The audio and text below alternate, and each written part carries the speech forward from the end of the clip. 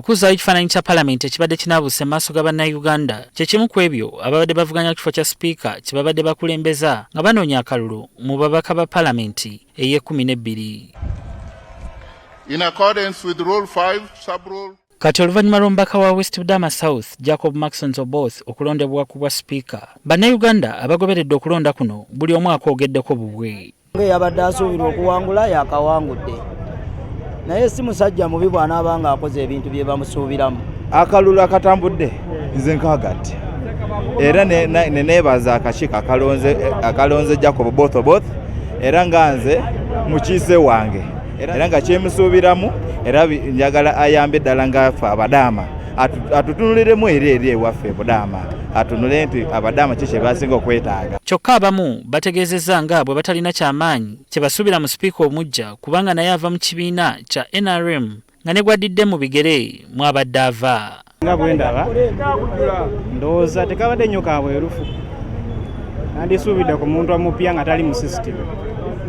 Ati tugambe singa badde atwesimawo banirabeeko ku njawulo nga basinzira ku ngeri gy'azze ateesangamu nga mu Paalamenti awamu n'obuweereza bw'atuusizza ku bantu b'ekitundu kye. Abamu ku bannayuganda balina essuubi mu Jacob Oboth okubeera sipiika eyeetengeredde mu ngeri gy'anaatambuzaamu emirimu gye mu Paalamenti. Nga Jacob Oboth tanaludda atwala kyenkanye, buli kintu akiramuza kyenkanye, tajja gamba ntono, tajja kubeerako kyekubiriza nti ono semanyi wa ludda oluvuganya ono wa ludda lwaffe, yajja kubalamuza kyenkanye. Sarah Bireeti ng'atunulira byabufuzi agamba kinakuwaza era n'okuswaza kiswaza tekibiina kya NRM bulijjo ekyefuula nti kirwanirira omwenkanonkano, ate kyavudde ku mulamwa bwe kyasazeewo okusemba abasajja babiri ku kifo kya sipiika n'omumyuka we. Kirine mu commitments ze tuyina ku nsi yonna, Sustainable Development Goal 5 ne ku African Union Aspiration 6 nti abakyala babeere ku level, every level taking a decision. Kati guno omukisa abakyala tetuguyina mu bitongole bibire bya government, mu judiciary ne mu Parliament.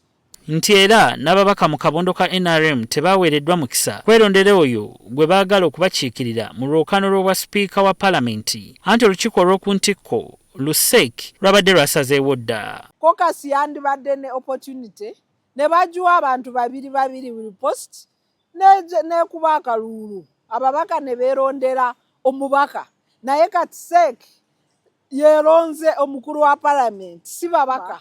Kino ekisanja ekyandibadde nti kya protecting against ate kivuddeyo kiri ng'ekisuula abakyala wansi wa basi. Bireeti yeewuunya lwaki Among ye yekka yali mu kunoonyerezebwako ku nsonga y'obuli bw'enguzi so nga alina banne bwabadde baddukanya emirimu mu Paalamenti. Paalamenti abakulira Paalamenti ey'e11 bakyali okunoonyereza emivuyo gy'abeera mu Paalamenti eyo, ate kirabika kuno okunoonyereza kukoma ku muntu omu tekukwata ku bonna ababadde mu bukulembeze bwa Paalamenti ewedde, nakyo ekyo ekintu tekitambula bulungi. Nze Beka Ssenyonga Mulinde, NTV wano mu Kampala.